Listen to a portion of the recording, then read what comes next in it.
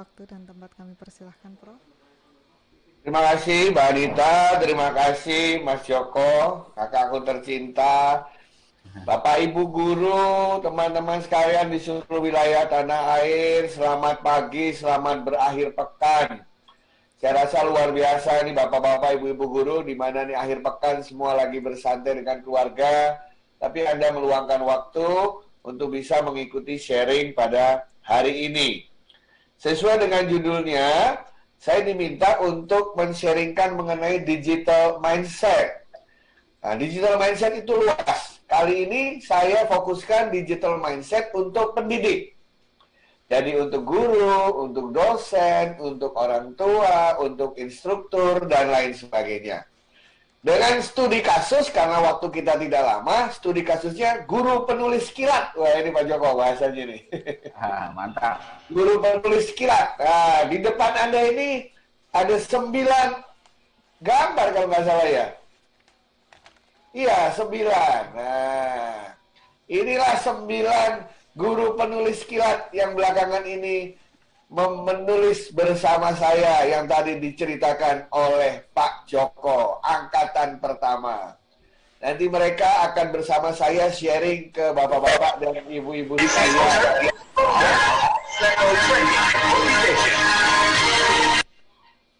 Nah, ini adalah guru-guru yang luar biasa sekali. Saya banyak belajar dari mereka. Nanti kita dengar pengalaman dari mereka. Jadi hari ini konsepnya adalah digital mindset bagi pendidik dengan studi kasus guru penulis kilat. Ya, nah, mari kita lihat apa itu. Tapi sebelumnya jangan lupa Ekoji Channel, subscribe, like, dan share. Nah, itu Mbak Anita ya, jangan lupa ya. Sudah, Prof. Bagi para guru-guru yang belum Sudah. subscribe ya. Jangan lupa like, jangan lupa share. Nah, oke. Bapak Ibu sekalian, apakah yang dimaksud dengan digital mindset? Saya cari definisi yang sederhana dulu ya. Digital mindset adalah kita mencoba berpikir secara digital dalam menghadapi berbagai isu dan tantangan pemecahan masalah, sehingga diperoleh solusi yang efektif, kreatif, inovatif, dan cenderung disruptif. Tadi Pak Joko sudah cerita bagaimana sekarang itu situasi serba sulit. Mau menerbitkan buku, kertas mahal sekali, kalau ditaruh di toko buku nanti siapa yang beli, karena semua sekarang sedang stay at home. Sementara yang namanya pendidikan harus berjalan terus. Ilmu berkembang terus. Apa yang harus kita lakukan? Nah, itu adalah contoh bagaimana menghadapi permasalahan ini, tapi secara efektif, kreatif, inovatif, dan disruptif. Kenapa? Karena adanya fenomena digitalisasi. Ya. Jadi semua hal yang bisa dipindah dalam bentuk file, kayak buku bisa pindah dalam bentuk file, video dalam bentuk file. Bahkan kita bertemu ini kan juga dalam bentuk elektronik. Nah, itu semua bisa melakukan atau menjadi solusi bagi permasalahan kita. Ya. Nah, seluruh profesi harus memiliki digital mindset jika ingin berhasil dan tetap relevan dengan kondisi zaman yang dinamis seperti sekarang ini. Ya, kalau Anda melihat Gojek lahir karena digital mindset, Anda melihat OVO lahir karena adanya digital mindset, Anda melihat Zoom seperti kita sekarang ini lahir juga karena adanya pemikiran digital. Ya, Anda melihat berbagai karya-karya lain seperti Bukalapak itu juga berpikir kreatif secara digital sehingga memberikan manfaat bagi kita semua. Nah, dari semua profesi yang harus memiliki digital mindset, yang paling utama harus memiliki ini adalah guru. Kenapa guru? Karena semua masyarakat kita, semuanya dididik oleh guru. Karena anak-anak kita lahir dari sekolah. Nah, guru yang memiliki digital mindset diharapkan bisa menularkan menularkan pemikiran kreatif inovatifnya kepada para siswa semua. Nah, hari ini saya akan sharing mengenai 5 ciri sederhana digital mindset untuk kalangan pendidik atau kalangan guru. Sebelum nanti teman-teman penulis akan sharing kisahnya. Ya, mari kita mulai digital mindset. Digital mindset yang pertama. Dulu kita itu sebagai guru atau sebagai siswa selalu menunggu ilmu diberikan oleh pihak lain. Ini zaman saya SD, SMP, SMA, nunggu aja ilmu dikasih sama guru saya. Saya nunggu ilmu dikasih orang tua saya. Saya nunggu ilmu dikasih teman saya. Ini sudah berubah. Dengan digital mindset, kita tidak bisa lagi menunggu ilmu, tapi kita harus bisa menjemput ilmu secara mandiri dan independen. Nah, dalam kondisi PJJ seperti sekarang ini, kalau Bapak Ibu menunggu dikasih tahu pemerintah, menunggu ada seminar, menunggu nanti ada yang ngajarin, maka kita akan kalah bersaing dan itu bukan digital mindset. Tapi yang namanya digital mindset, ketika kita mengalami masalah, ketika kita bingung, kita menjemput ilmu secara mandiri dan independen. Kenapa? Karena di bawah itu, jejaring komputer menanti jari-jari tangan kita. Banyak orang yang ketika mendapatkan masalah, diam aja, nunggu ada yang ngasih tahu. PJJ misalnya. Bagaimana cara mengukur karakter anak-anak dalam kondisi PJJ? Ketika bingung, ya sudah, biar aja bingung. Tapi bukankah ada ribuan contoh yang sudah dilakukan di seluruh dunia yang ada di internet? Tinggal Anda memerintahkan jari-jari ini untuk searching, mencari jawaban. Jadi Bapak Ibu guru sekarang adalah era menjemput ilmu, bukan menunggu ilmu. Ya, jadi kalau kita ditunggu diajarin, maka kita berada dalam dunia masa lalu. Kita belum memiliki digital mindset. Digital mindset adalah menjemput ilmu secara mandiri dan independen. Itu adalah mindset yang pertama. Jadi Bapak Ibu sekalian, jangan pernah berkecil hati ketika kita tidak mengetahui banyak hal. Karena kita tahu atau tidak tergantung jari-jari tangan kita. Ya. Jadi jangan pernah lagi menunggu diberikan orang lain, tapi kita cari secara independen, karena sekarang di internet semua telah ada. Itu yang pertama. Ya. Yang kedua, dulu setiap kita masuk kelas, tugas kita satu. Kita ajarkan konten kepada peserta didik. Pendekatan ini sudah ditinggalkan di seluruh dunia. Kenapa? Karena semua konten yang mau Bapak Ibu ajarkan sudah ada di YouTube. Semua konten fisika, kimia, biologi, matematika, sosial, kewarganegaraan, dan lain semua secara bebas ada di internet. Sehingga kalau konten kita ajarkan lagi di dalam kelas, itu sama saja kita membuang-buang waktu untuk diri kita sendiri maupun membuang waktu bagi peserta didik kita. Tapi tugas kita utamanya sekarang adalah menanamkan kompetensi pada peserta didik. Tidak mungkin kita bisa menanamkan kompetensi tanpa ada knowledge atau tanpa ada konten. Inilah yang dikatakan oleh Mas Menteri kita harus pindah dari content based ke outcome based education.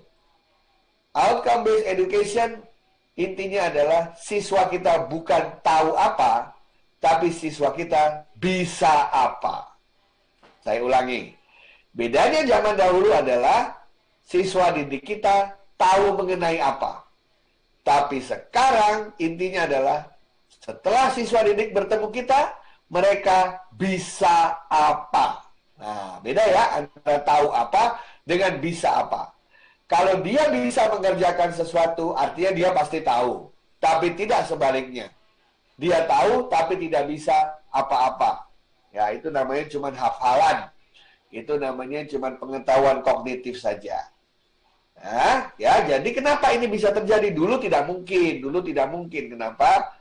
Dulu tugas guru adalah mengajarkan konten kepada peserta didik. Kenapa? Karena dulu belum ada internet, dulu belum ada komputer, dulu yang namanya ilmu adanya di catatan gurunya, dulu namanya ilmu adanya di buku-buku gurunya yang cuma ada beberapa buah saja. Jadi dulu memang yang mengajarkan konten. Tapi dalam digital mindset, tugas kita menanamkan kompetensi pada peserta didik. Karena ilmu, konten, anak-anak sudah bisa mendapatkannya secara free, secara gratis di internet. Tinggal kita sekarang melalui konten itu, kita tanamkan kompetensi yang mereka miliki. Ya. Kemudian itu adalah mindset yang kedua. Mindset yang ketiga. Nah, dulu kita selalu belajar dulu teorinya, prakteknya belakangan. Nah, ya. Belajar dulu, nanti prakteknya kalau semua sudah mengerti. Bahkan di perguruan tinggi ada matematika 1, matematika 2, matematika 3. Kadang-kadang kita bingung ini untuk apa ini, prakteknya untuk apa. Diajarkan integral, kita nggak tahu integral untuk apa nantinya. Diajarin diferensial, kita nggak tahu diferensialnya untuk apa. Diajarin sistem pencernaan makanan, kita nggak tahu praktekannya bagaimana. Tetapi dalam digital mindset, ya, berubah. Belajar sambil praktek itu biasa sekarang, Bapak Ibu sekalian. Ya, lihatlah anak-anak kita yang nggak bisa main gitar. Lihat YouTube beberapa kali, tiba-tiba udah punya band aja. Gitu ya. Lihatlah putra-putri kita. Melihat beberapa kali internet, tiba-tiba dia sudah bisa mengarang lagu. Dia bisa membuat puisi. Lihatlah putra-putri kita, ya, yang tadinya tidak bisa, olahraga, basket, voli, melihat YouTube, dia praktekkan, tiba-tiba jago olahraganya. Nah, saat ini adalah saat-saat ditanamkan yang namanya micro skill. Apa itu micro skill? Micro skill adalah keterampilan-keterampilan kecil-kecil yang bisa langsung dipelajari, langsung dimanfaatkan untuk kehidupan. Anak saya yang SD kelas 6 sudah bisa bikin kue sama ibunya karena melihat di YouTube. Tiba-tiba sekarang dia menjadi pemasak handal di rumah dan dia menikmati sekali itu. Anak saya yang paling kecil tiba-tiba bahasa Inggrisnya sudah cas-cis-cus dengan pronunciation yang luar biasa seperti orang barat, padahal tidak pernah belajar bahasa Inggris. Oh, dia belajar dari internet. Itu namanya adalah micro skill. Generasi Z adalah generasi yang mudah bosan. Kadang-kadang kita kalau ngajar, teori dulu, prakteknya belakangan nanti. Mereka bingung buat apa kita belajar ini kalau tidak dipraktekkan. Tapi dengan digital mindset kita tahu bahwa belajar sambil praktek itu suatu hal yang biasa sekarang ini. Masih ingat Bapak Ibu dulu diajarin e-learning. Semua menolak, apa sih e-learning? Nanti aja leh kalau Indonesia sudah maju. Nanti untuk masa depan. Tiba-tiba ada pandemi. Apa yang terjadi? Seluruh Indonesia praktek e-learning. Jalan-jalan aja ternyata kan sambil belajar. Nah, jadi ibarat orang berenang itu, kalau nggak bisa berenang, ditendang aja ke kolam renang, nanti akhirnya belajar berenang sendiri. Itu namanya micro skill, yang banyak terdapat di mana-mana, sehingga mereka bisa belajar. Oleh karena itu, pendidikan formal, pendidikan informal, dan pendidikan non-formal itu sekarang sudah menjadi konvergensi satu dan lainnya. Ya, ini adalah mindset yang ketiga karena micro skill itu sudah ada di mana-mana, ditawarkan di internet.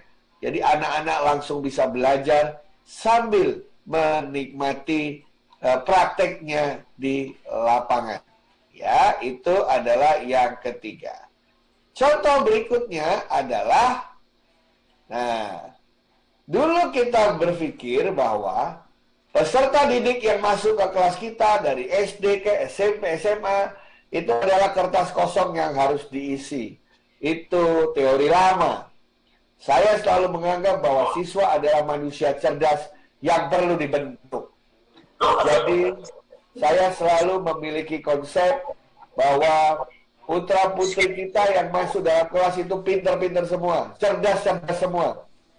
Tinggal kita bagaimana mengasahnya agar mereka bisa dibentuk menjadi pribadi yang hebat, bisa dibentuk menjadi inovator yang hebat, menjadi pemikir yang hebat, menjadi manusia yang cemerlang.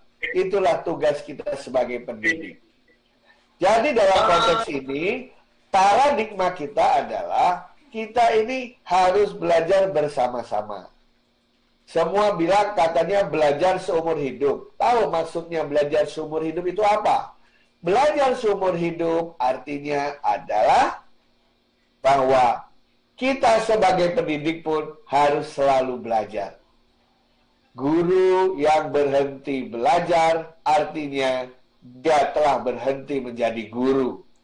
Saya ulangi, guru yang berhenti belajar artinya dia telah berhenti menjadi guru. Karena yang namanya belajar adalah proses seumur hidup. Ya, dan yang terakhir, ini yang bolak-balik disampaikan oleh Mas Menteri kita. Kebanyakan kita selama ini tidak berani untuk berkarya. Kita selalu mengatakan berkarya itu nanti kalau sudah dewasa. Berkarya itu nanti saja kalau kita sudah matang. Berkarya nanti saja kalau kita sudah hebat.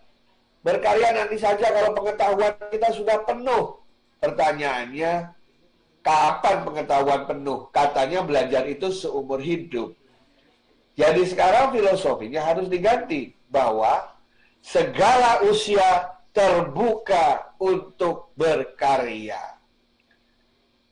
Kenapa? Karena karya-karya yang bersifat digital itu mudah diciptakan dan mudah dikembangkan.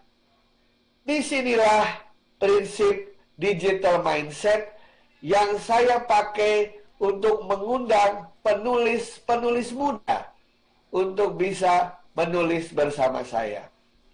Jadi ceritanya tadi Pak Joko sudah menceritakan kisah ini sebelumnya. Jadi apa itu Bapak Ibu sekalian? Selama pandemi, saya membuka channel YouTube Ekoji Channel. Setiap hari saya sharing apa yang saya miliki. Saya tidak peduli yang mendengar 1 orang, 2 orang, 1000 orang. Yang penting saya ingin men-sharingkan apa yang saya miliki. Toh gratis, ya. Toh gratis, semua bisa lihat seluruh dunia, tidak hanya seluruh Indonesia. Ya. Wah, ini Prof. Unifah sudah baru masuk ini. Ketua Umum PGRI. Selamat datang Prof. Unifah. Ya, Prof. Unifah adalah Ketua Umum PB PGRI. Ya, Profesor Unifah Rosidi adalah Ketua Umum PB PGRI, di mana saya mendapatkan amanah dari beliau untuk membantu guru-guru se-Indonesia. Nah, ini bunda saya ini. Prof. Unifah sudah masuk, mungkin masih paralel dengan yang lain. Apa kabar Prof. Unifah? Belum terdengar suaranya ya. Nah, dari sini Bapak Ibu sekalian, dengan berpikir bahwa semua orang bisa berkarya, maka dalam channel itu tiba-tiba setelah berbicara dengan Pak Joko, keluarlah pertanyaan ini. Menulis buku dalam 2 minggu untuk diterbitkan. Mungkinkah? Pertanyaannya itu. Ini saya ditantang, bukan ditantang.